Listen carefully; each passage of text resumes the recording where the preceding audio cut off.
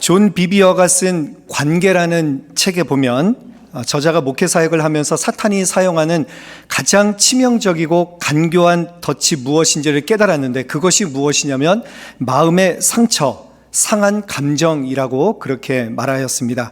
그런데 상처를 입히는 가해자의 대다수가 교회에서 함께 생활하는 성도들이라는 것입니다. 여러분, 다윗도 이러한 심정을 표현했는데요. 시편 55편 12절 13절에 보시면 다윗이 이렇게 한탄하고 있습니다. 나를 책망하는 자가 원수였으면 내가 참았으리라. 그런데 13절 한번 보여주시겠어요? 그는 곧 너로다. 나의 동료, 나의 친구요, 나의 가까운 친우로다. 상처를 입히는 사람이 같은 순 우리 성도일 수도 있고, 나와 더불어 찬양하는 사람일 수도 있고, 목회자가 될 수도 있다라는 것을 말하고 있는 것입니다. 그러니까 가까운 관계일수록 그 상처는 더 모질고 독하다라고 할 수가 있죠. 그런데 사탄이 이 실족시킨 상태로 우리를 계속 머물게 하기 위해서 쓰는 방법이 무엇이냐면 우리의 자존심을 건드린다고 합니다. 자존심이 진실을 맞이할 수 없도록 내 이 시각을 왜곡시키는 것입니다. 그러니까 나를 희생양으로 여길 수 있도록 자꾸만 생각하는 거예요. 나는 부당한 취급을 당했어. 그래서 내가 이렇게 행동하는 것은 옳은 거야. 그래서 우리는 이 실족하는 상황에 잘 대처하지 못해서 그 쓴뿌리들로 인해서 계속해서 이 분노와 원망과 같은 죄의 열매를 맺게 된다는 것이죠. 저는 오늘 여러분들과 함께 이 사울이라는 인물을 통해서 우리의 마음의 문제, 이 감정의 문제를 함께 좀 살펴보기를 원합니다. 그래서 우리에게 있는 이 상한 감정, 이 쓴뿌리들이 있다면 이것을 어떻게 우리가 이해하고 극복해야 되는지 말씀을 통해서 좀 실천적인 그런 은혜를 나누었으면 좋겠습니다. 오늘 우리가 18장을 읽었는데 이 18장 바로 앞장에 보시면 17장에 보시면 다윗과 골리앗 이야기가 나옵니다. 아무래도 성경에서 가장 시원하고 통쾌한 이야기가 바로 이 다윗과 골리앗 이야기가 아닐까 생각합니다. 그 후로 다윗은 승승장구합니다. 전쟁마다 다 이기게 됩니다. 그리고 이 전쟁에서 이겨서 이제 승승장구하면서 사울과 함께 다윗이 개선장군하게 되는데, 그런데 오늘 본문에 보시면 사울과 다윗이 돌아왔을 때 온 도시의 여인들이 나와서 춤을 추었다. 그 모습을 축하해주고 기뻐하였다라고 성경은 말씀하고 있습니다.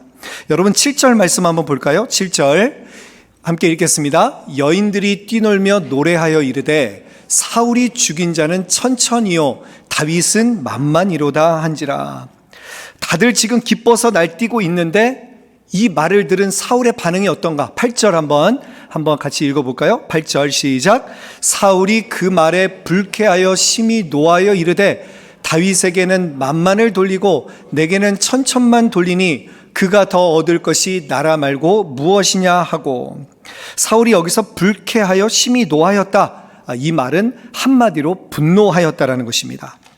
여러분, 사울이 분노한 이유는 무엇일까요? 첫 번째로 다윗을 질투하였기 때문입니다. 사실 이 전까지는 사울이 다윗을 참 좋아했습니다. 그래서 다윗에게 모든 일을 맡겼고 자기 아들들과 식사를 할 수 있도록 해주고 자신의 딸 미갈을 아내로 주었습니다. 그런데 이 여인들의 노랫소리, 이 비교하는 노랫소리 하나로 지금 사울은 분노하고 있는 것이죠. 물론 여러분 생각해 보세요. 다윗은 만만을 죽였고 자신은 천천밖에 안 죽였다. 이렇게 얘기를 하면, 비교를 하면 감정이 상하는 것은 당연합니다. 목회자들에게도 예외는 아닌 것 같아요. 제가 한국에서 신학교를 졸업하고 처음 풀타임 사역을 나갔던 교회가 서울에 있는 영락교회입니다. 이 교회는 공동체가 19개가 있는데 그 공동체마다 목사님 1명, 전도사님 1명씩 배정이 되는 거예요. 그래서 한 사무실을 38명의 공동체 교육자들이 함께 쓰다 보니까 좋은 점도 정말 많지만 또 서로 이렇게 좀 비교하면서 약간 민감한 그런 상황들이 있는 것을 발견하게 되었습니다. 근데 매년 여름이 되면 공동체를 나눠서 이 수유리에 있는 영락기도원으로 이제 산상 집회를 엽니다. 이렇게 공동체가 많으니까 공동체 한 3-4개씩 이렇게 묶어서 그렇게 이제 기도원 집회를 열게 되는데, 그런데 몇 개 공동체가 돌아가면서 주방봉사 설거지를 이제 담당하게 되잖아요. 근데 제가 이제 처음 부임했는데 저희 공동체 권사님들이 설거지 하시는 게 너무 감사한 마음이 들어가지고, 그래서 마켓에 가서 바카스를 사가지고 이렇게 권사님들 수고하시는데 한 병씩 드시라고 드렸습니다.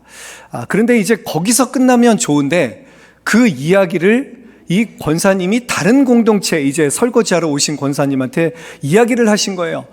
저희 공동체의 정일영 전도사님은 이렇게 바카스도 사오셨는데 그 공동체 전도사님은 어떻게 격려를 해주셨어요? 그러니까 이 권사님이 거기서 또 가만히 있었으면 되는데, 이 권사님이 그 공동체 담당 전도사님에게 가서 따진 거예요. 아니, 저기 19교구에 있는 정일영 전도사님은 바카스도 사다 주시고 격려해 주셨는데, 아니, 전도사님은 왜 오지도 않으시고 격려도 하지 않으시냐고 그렇게 이야기를 하신 거예요. 여러분, 이 담당 전도사님의 마음이 어떻게 됐을까요? 바로 저를 부르셔가지고, 그때 저는 처음 봤습니다. 목회자가 이렇게 분노할 수 있구나. 목회자가 이렇게 무서울 수 있구나. 정말 그때 혼쭐이 났어요. 그래서 이 공동체별로 이렇게 조심해야 될 것이 있다라는 것을 알았습니다. 그러니까 목사님들도 마찬가지예요. 누가 잘하고 누가 못하는 것, 이렇게 여러분 비교를 당하면 목사님들도 감정이 상할 수밖에 없다라는 것입니다. 지난주에 제자훈련을 시작했는데 이번에 5개 반 또 75명이 훈련을 받았습니다. 근데 우리 교회가 참 크다라는 걸 제가 실감하는 게, 제가 제자훈련 할 때마다 제가 맡은 분들을 보면 저희 공동체 분들이 거의 없어요. 그러니까 저도 그분들은 저를 알 수도 있겠지만 저도 새로운 분들하고 하니까 또 그 안에서 저도 기대감이 있고 또 새로운 마음이 있는 것 같습니다. 그런데 지난주에 제자반 훈련할 때 유의사항을 말하는데, 제자반 할 때 중요한 유의사항이 하나 있습니다. 뭐냐면 다른 반과 비교하지 말라는 거예요. 이게 여러분, 부부가 같이 제자훈련을 받으시잖아요. 저희 공동체에도 어떤 분은 화요일에 남편이 받으시고 금요일에 이제 이 아내분께서 받으시는데, 그렇게 되면 집에 가서 물어보잖아요. 오늘 뭐 배웠어? 막 이러면서 서로 비교하다가, 이제 어떤 반은, 저는 꼭 시험을 보거든요. 아니, 어떤 반은 시험도 안 보는데 우리는 막 시험을 보느냐고 그러면서 비교하는 순간 여러분, 거기서 기분이 상해지고 안 좋은 그런 마음이 생길 수가 있는 거예요. 그래서 여러분, 제가 팁을 하나 드릴게요. 절대로 비교하지 마시고 내가 속한 제자반이 최고다라고 생각하면 돼요. 아멘. 네, 그렇죠? 여러분, 공동체도 마찬가지입니다. 내게 속한 이 순장님이 가장 좋은 순장님이다. 여러분, 아멘. 네, 은혜를 많이 받으시는군요. 감사합니다. 네, 그래서 여러분 절대로 비교하지 마세요. 이거는 정말 우리의 신앙생활 하는 데 있어서 이 비교하는 순간 거기서 시험이 발생할 수 있다는, 거기서 우리가 덫에 넘어질 수 있다는 것을 꼭 기억하셨으면 좋겠습니다. 자, 두 번째, 사울이 분노한 이유는 무엇인가? 피해 의식을 느꼈기 때문입니다. 우리 8절 한번 볼까요? 8절 뒷부분 보시면 뭐라고 생각합니까? 그가 더 얻을 것이 나라 말고 무엇이냐. 그러니까 이 사울이 다윗에게 비교당하니까 무슨 생각을 갖는 거예요? 다윗이 내 나라를 빼앗겠구나. 나의 왕자가 다윗에 의해서 빼앗기겠구나. 생각지도 않은 그런 피해 의식에 사로잡혀 있게 된다는 것입니다. 근데 여러분, 나중에 사무엘서를 쭉 읽어가시면 다윗은 사울을 죽일 생각이 전혀 없습니다.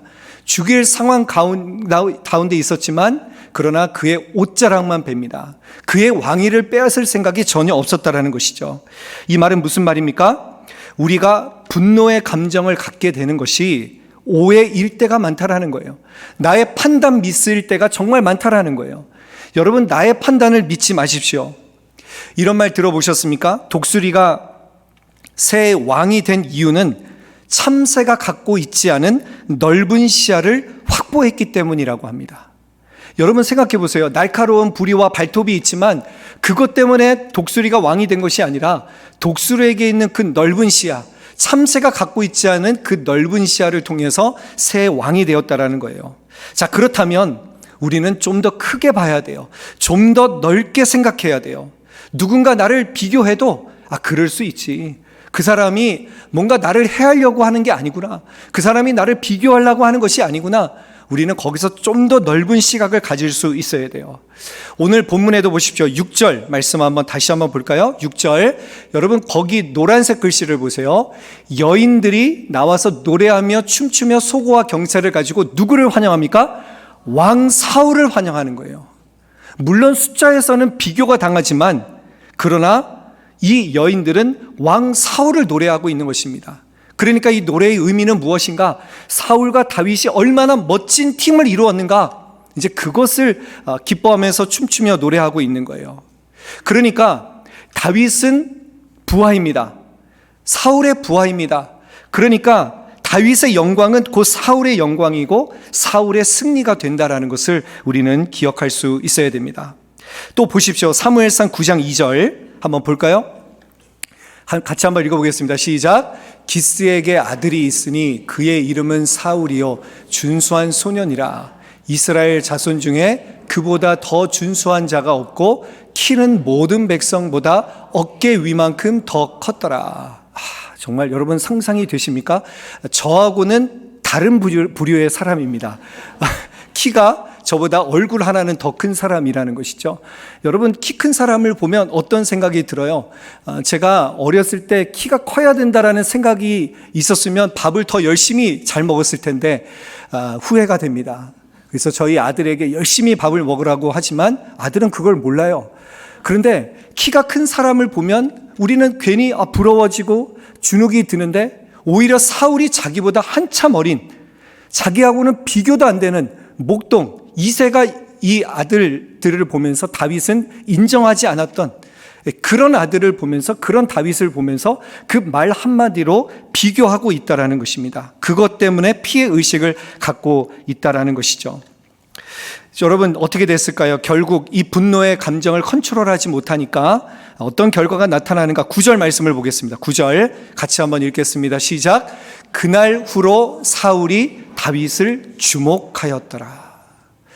여러분 이 마음을 컨트롤하지 못하니까 이 마음의 문제가 일상의 삶을 바꿔놓게 된 거예요. 사울의 태도를 바꿔놓는 거예요. 여러분 그래서 이런 감정의 변화를 통해서 이것을 그대로 이렇게 자세하게 기록하고 있는 이유는 마음의 문제가 그만큼 중요하기 때문에 그렇다라는 것입니다. 마음에서부터 그 파괴력이 일상생활에서도 영향을 미칠 수 있다는 것 우리는 꼭 기억할 수 있어야 됩니다. 이 말씀을 보면서 제가 떠올렸던 그런 장면이 있습니다. 제가 중학교 2학년 때인 것 같은데요. 그때는 교회에서 수련회를 가면 지금하고 달라요. 분위기 있게 포큰테스를 쳤습니다. 그래서 저도 이제 들어갔더니 포큰테스를 치는데 특별히 제가 중학교 2학년 때 중학교 1학년 아주 예쁘장한 그런 후배 여학생이 들어왔는데 어떻게 된 게 저하고 짝이 된 거예요. 그런데 그때는 어떻게 했냐면 포큰테스를 치기 위해서는 손을 잡아야 되잖아요. 저는 그때 이성의 손을 처음 잡아봤습니다. 근데 그때 제가 느꼈던 정말 마음속에서 막 스파크가 튀는 것 같은 그런 느낌을 아직도 잊을 수가 없는데요. 네.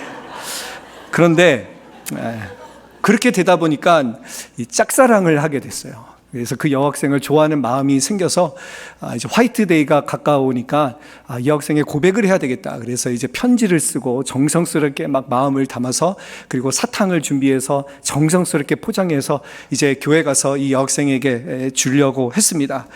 그런데 그 순간 어떤 선배 형이 나타나가지고 사탕을 그 여학생에게 주는 거예요. 근데 그 사탕을 받자마자 그 여학생이 얼마나 기뻐하고 얼마나 좋아하는지 결국 저는 그 주위를 빙빙 돌다가 분위기만 보다가 그 사탕을 전달하지 못하고 집에 와서 그 사탕을 혼자 까먹으면서 울었습니다. 나는 왜 이렇게 부족한 사람인가? 정말 저 자신의 자책을 많이 한 것 같아요. 그런데 그 이후로 어떤 일이 일어났는가? 제가 그 선배 형을 보기가 싫은 거예요. 그 선배 형이 신경 쓰이기 시작하는 거예요. 그래가지고 교회 가면 계속 그 형만 쳐다보는 거예요. 이 형이 그 여학생에게 다가가지 않을까, 혹시 둘이 사귀는 것 아니까 온통 제 마음이 그 형에게 집중되어서 신앙생활이 제대로 되지 않았습니다.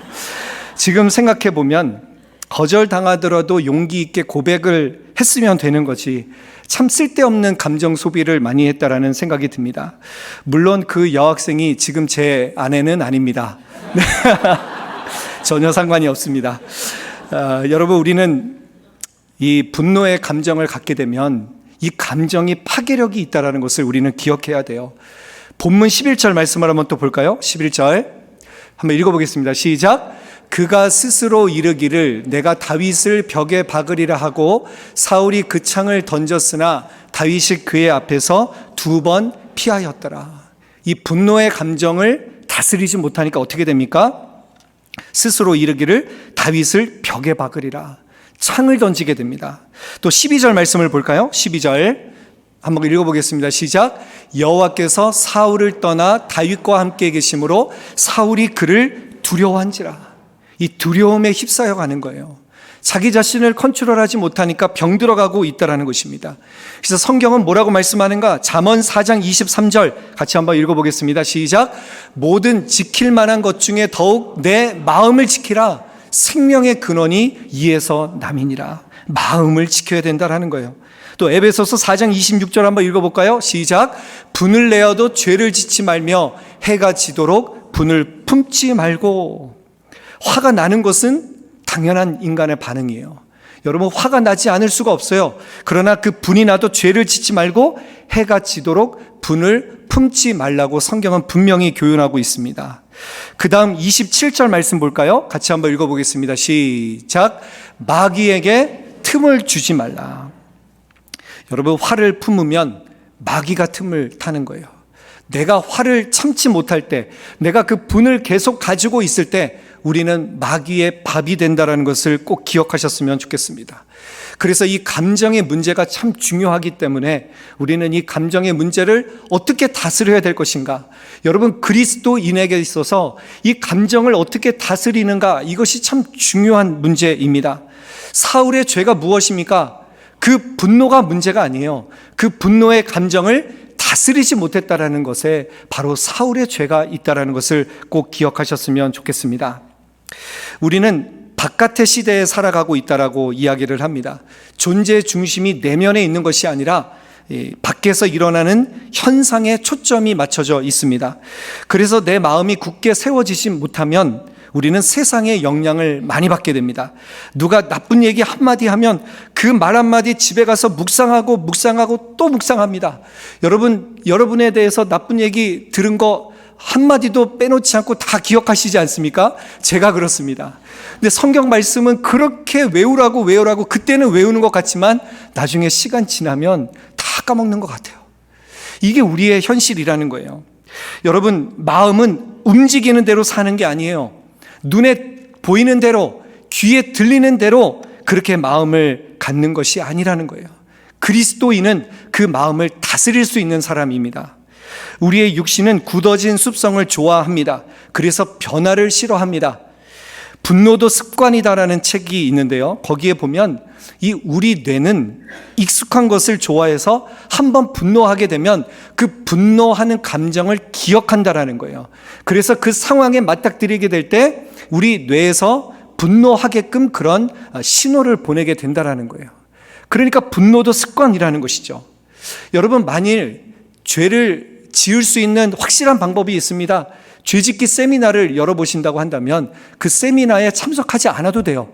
우리는 가만히 내버려 두면 그냥 알아서 죄를 짓는 존재이기 때문에 그렇다라는 것입니다. 그런데 죄를 안 짓기 위해서는 변화되려고 한다면 쉽지 않습니다. 그 힘을 거스르기 위해서는 우리 가운데 반드시 훈련이 필요하다라는 것입니다.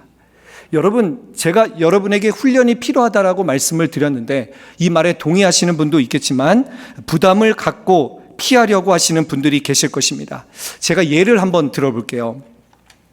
여러분, 바닷가에 수영하러 가서 바닷가에서 제일 자유로운 사람이 어떤 사람일까요? 수영을 잘하는 사람입니다. 수영을 못하는 사람은 제약이 많습니다. 특히 제 아내를 보니까 수영을 못해요. 그래서 수영장에 가면 돗자리 깔고 앉아 있거나 거기서 그냥 모래 성을 쌓고 있거나 아니면 그냥 해변가를 거니는 것, 그것밖에는 하지를 못합니다. 물에서 자유로우려면 최소한의 훈련이 필요한 거예요. 최소한 수영을 할 수 있는 그 훈련이 되어 있어야 된다는 것이죠. 저는 그래서 개인적으로 초등학교 때 아버지와 동네 목욕탕에 가서 그 냉탕에서 수영을 배웠습니다. 거기서 제가 개구리형을 배웠어요. 평형이라고 하죠. 그래서 저는 그때 물에서 뜰 수 있으니까 이제 나는 수영을 잘하는가 보다라고 생각을 했습니다. 그런데 미국 와서 피트니스를 가보니까 수영장이 있는데 거기 회원들이 얼마나 수영을 잘하는지 막 폼이 부드럽고요. 그리고 속력이 막 엄청 빠르고요. 그리고 자유롭게 막 계속해서 왕복하는 모습을 보았어요. 그 옆레인에서 저는 수영하는데 저는 고개를 물 안에 들어가지도 못하고 그냥 고개만 이렇게 들고 이렇게 얘기를 이렇게 하니까 누가 보면 딱 진짜 개가 헤엄을 치는 것 같은, 그리고 막 속도도 안 나고 힘들다 보니까 그냥 조금 지나서 그냥 막 헥헥거리고 포기해버리는 제 자신을 봤습니다. 이러면 안 되겠다. 도전을 받았어요. 수영을 배워야 되겠다. 그런데 돈은 없으니까 유튜브를 봤습니다. 그랬더니 친절하게 수영을 어떻게 잘할 수 있는지 그 방법을 다 가르쳐 주는 거예요. 팔의 각도는 어떻게 해야 되고, 발차기는 어떻게 해야 되고, 숨은 어떻게 쉬어야 되고, 턴은 어떻게 해야 되는지. 그래서 하루에 본 것들을 실천하기 위해서 조금씩 훈련하면서 그렇게 시간을 보내다 보니까 지금은 어떤 수준이 됐는지 아십니까? 저는 그냥 물에 들어가기만 하면 1시간 동안 나오지를 않아요. 그만큼 수영을 할 수 있는 훈련을 통해서 수준에 도달하니까 이제는 물에 들어가는 것이 저에게는 그렇게 기쁨이 되어버렸어요. 여러분은 어떠십니까? 여러분, 이 훈련 받는 것이 우리에게는 부담처럼 느껴지지만, 그러나 이 훈련을 받고 그 다음 한번 그림을 한번 그려보세요. 물론 이렇게 생각하는 분들이 있어요.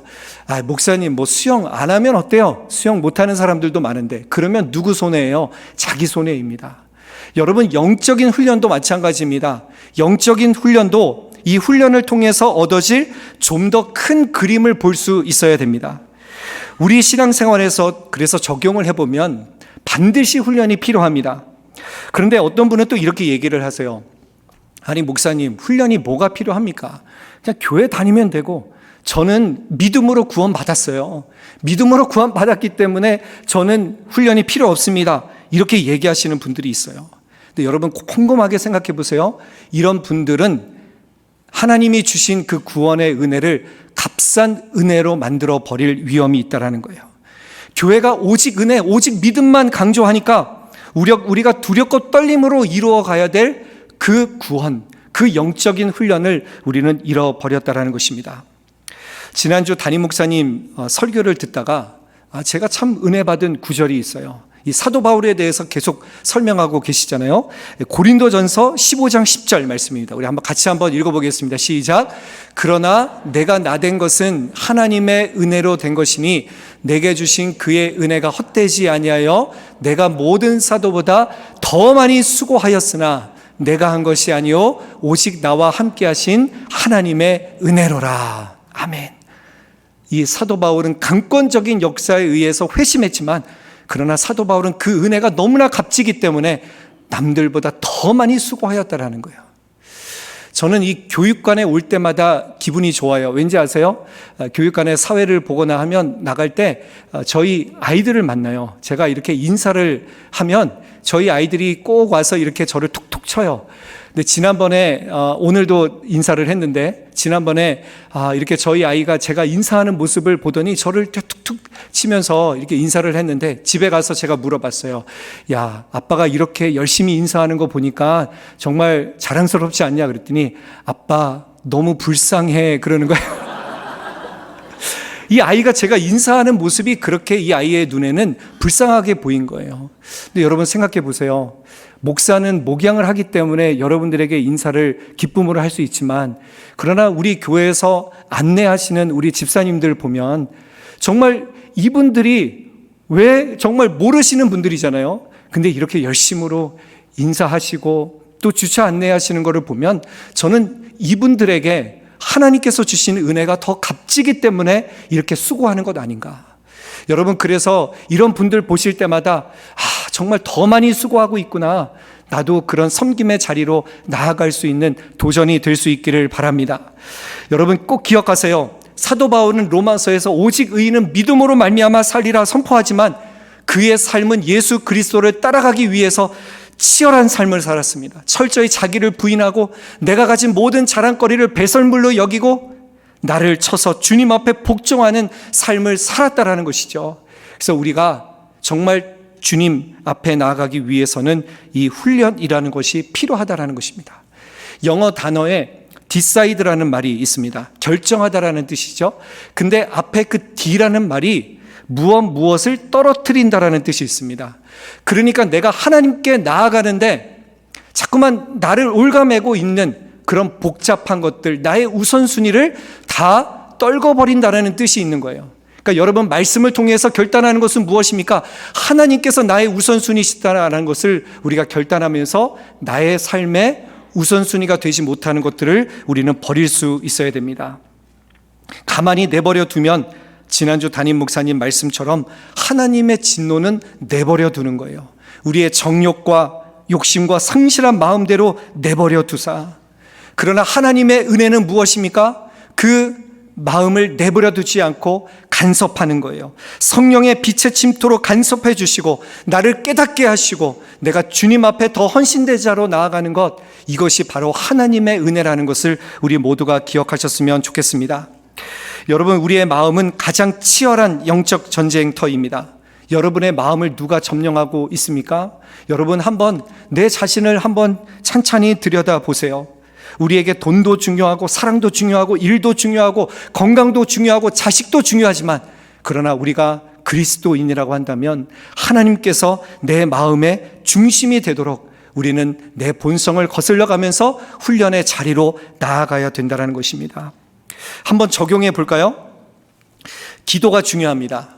여러분, 지난주 담임 목사님께서 우리가 기도할 때 하나님의 눈과 마음이 항상 있다고 말씀하셨어요.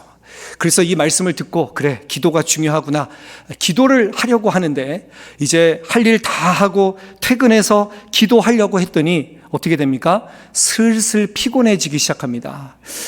내일 할까? 아니, 그래도 오늘 하는 게 하나님이 기뻐하시겠지.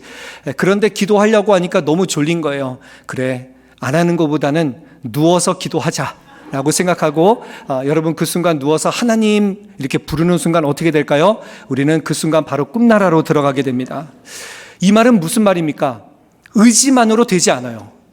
여러분, 우리는 몸의 영향을 받는 사람이에요. 우리에게는 환경이 중요하다라는 것이죠. 그렇다고 한다면, 하나님이 정말 나의 우선순위라고 한다면 내 몸의 컨디션이 가장 좋을 때 기도하셔야 됩니다. 여러분, 나의 시간 중에서 가장 귀한 시간에 하나님 앞에 기도하는 거예요. 짜투리 시간에 기도하는 게 아니에요. 이렇게 우리의 가장 소중한 것들을 하나님께 드리다 보면 우리는 점점 이 영적인 훈련을 통해서 그리스도의 장성한 분량이 충만한 데 이르는 그런 수준에 이르게 될 줄로 저는 분명히 확신합니다. 그러면 이런 수준이 되면 우리에게 주시는 은혜가 무엇인가? 마태복음 13장 8절 말씀인데요, 같이 한번 읽어보겠습니다. 시작. 더러는 좋은 땅에 떨어짐에 어떤 것은 100배, 어떤 것은 60배, 어떤 것은 30배의 결실을 하였느니라. 여러분, 우리 기독교인은 그리스도를 따라가는 삶은요, 우리가 주님을 따라갈 때 우리에게 주어지는 놀라운 축복은 열매가 맺혀지는 것입니다. 우리가 좋은 밭이 되면 열매가 맺혀지는 거예요. 우리가 왜 기뻐하라 감사하라 하는데 왜 우리 삶의 현장에서 기뻐하지 못하고 감사하지 못합니까? 기뻐할 수 있는 상황이 아니니까, 감사할 수 있는 상황이 아니니까. 우리의 삶을 보세요. 여러분, 하루에 얼마나 웃으세요? 그냥 내 삶을 그냥 흘러가는 대로 살다 보면 우리는 사실 그렇게 기뻐할 때가 없어요. 감사할 때가 없어요.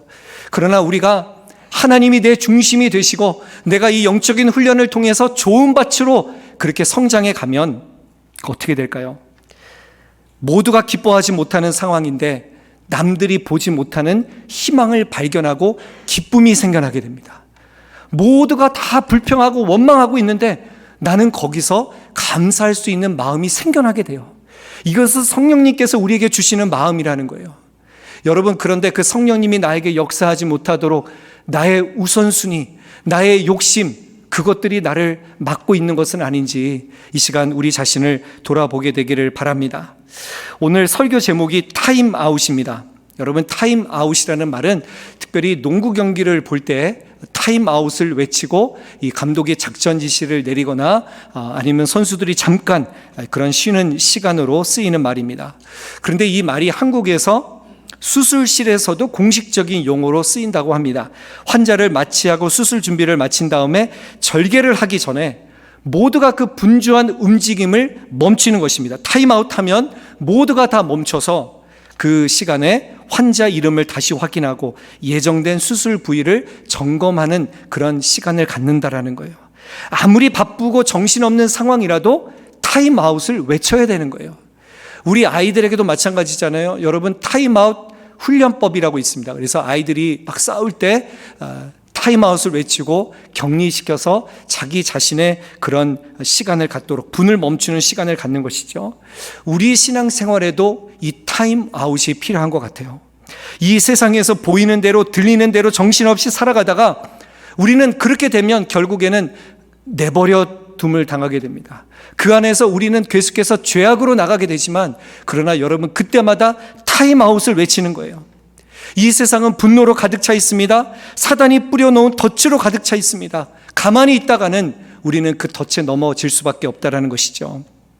혹시 기도하지 않고 말씀 보지 않고 여러분 그런 삶을 살아가고 있다면 그 하루 시간에 타임아웃을 외치십시오. 그리고 주님의 말씀 가운데, 주님께 기도 가운데 나아갈 수 있기를 바랍니다. 혹시라도 삶의 위기 가운데서 해결의 실마리가 보이지 않습니까? 나를 둘러싼 장애물과 높은 벽만 쳐다보면서 여러분 거기에 압도당하고 있지 않습니까? 타임아웃을 외치세요. 그리고 하늘을 바라보시기를 바랍니다.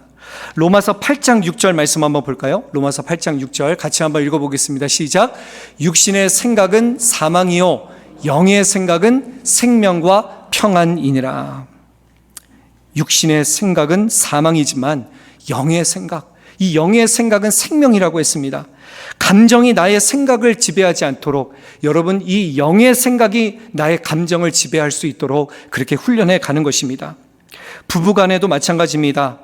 인간관계도 마찬가지입니다.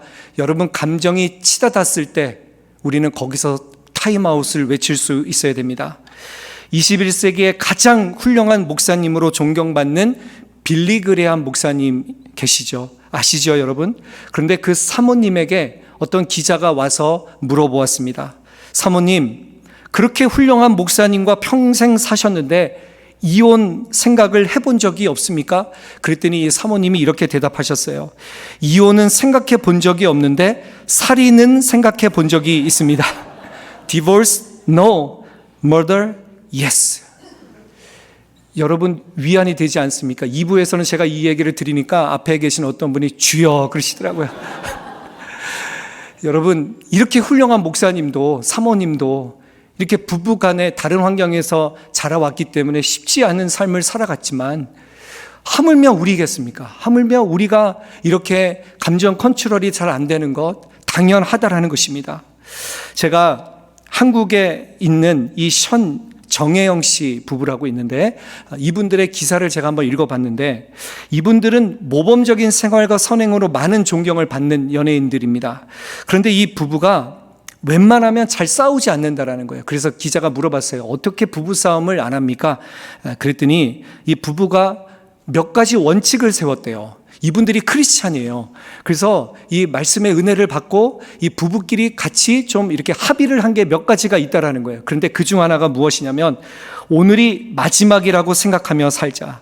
누구나 내일이 있다고 생각하지만 내일은 약속되지 않는다. 만약 내일이 없다고 생각하면 오늘 싸우는 것으로 나는 이 배우자를 마지막으로 보게 되는 것이다. 이렇게 생각하니까 이 막 감정이 치닫았을 때도 이 배우자를 보니까 불쌍한 마음이 들더라는 거예요. 아, 오늘이 마지막일 수가 있지. 여러분 이분이 크리스찬이라고 말씀을 드렸죠. 말씀을 깨닫고 그 영적인 생각들로 감정을 컨트롤해가는 거예요. 감정대로 흘러가지 않도록, 감정이 생각을 다스리지 못하도록 생각이 감정을 다스릴 수 있도록 이렇게 훈련하는 것입니다. 여러분 감정대로 생각이 진행되지 않도록 타임아웃 멈추십시오. 그리고 하나님께 잠깐이라도 기도하세요. 하나님 도와주세요. 하나님 도와주세요. 여러분에게 분노의 마음이 있습니까? 여러분 그 마음을 그대로 두지 마세요. 그 마음을, 그 쓴뿌리를 가지고 주님 앞에 나아가세요. 주님 앞에 기도하세요. 여러분, 다윗이 이 시편을 통해서 기도를 정말 많이 했잖아요.